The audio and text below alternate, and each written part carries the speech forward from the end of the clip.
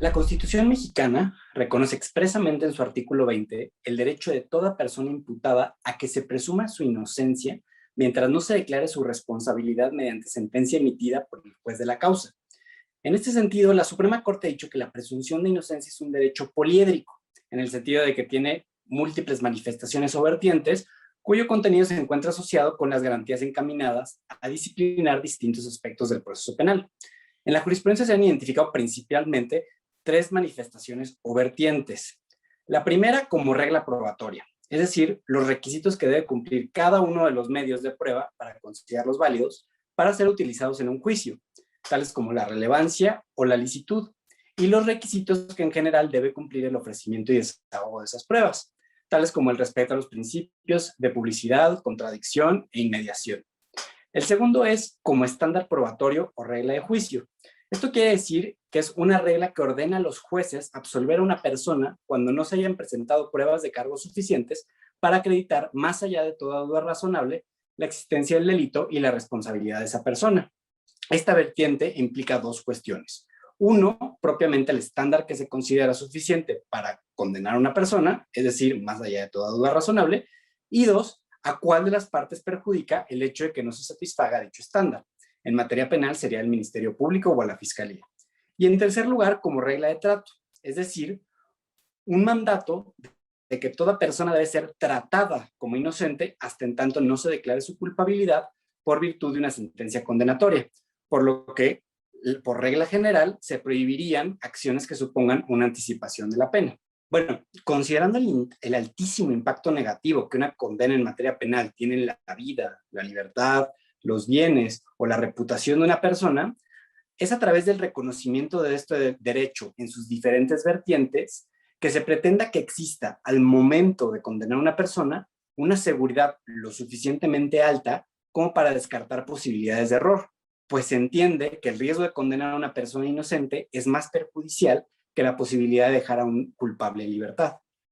Comentábamos que una de las vertientes de la presunción de inocencia se refiere a la forma en que debe tratarse a una persona sujeta a un proceso penal. En este sentido, tratándose, por ejemplo, de la prisión preventiva como medida cautelar, podría argumentarse que se trata de una medida incompatible con el derecho a la presunción de inocencia al consistir en una especie de anticipación del castigo. Sin embargo, nuestro alto tribunal ha señalado que dicha medida cautelar constituye una excepción justificable al principio de presunción de inocencia, pues busca preservar el adecuado desarrollo del proceso penal y garantizar la ejecución de la pena. Otra discusión interesante en torno a los límites del derecho a la presunción de inocencia consiste en determinar cuándo termina el derecho de una persona a ser tratada como inocente, con la sentencia de primera instancia, con la sentencia de segunda instancia o solo en presencia de una sentencia firme. Al respecto, la Corte ha sostenido que este derecho concluye con el dictado de la sentencia de segunda instancia. En relación con este punto, también valdría la pena mencionar, entre los alcances de este derecho, el hecho de que si bien la Suprema Corte ha reconocido que su aplicación no es exclusiva del derecho penal, sino que también se extiende al derecho administrativo sancionador, lo cierto es que en este ámbito su aplicación debe ser modulada. Así, por ejemplo, en torno a la cuestión que mencionábamos sobre cuándo termina el derecho de una persona a ser tratado como inocente, la Suprema Corte determinó que en un procedimiento administrativo termina no con la resolución de los recursos, como sucedería en materia penal, sino con la resolución administrativa definitiva. Creo que la presunción de inocencia es una de las piedras angulares de nuestro sistema de justicia penal, pues irradia en todo el proceso penal y su contenido vincula a todos los actores involucrados.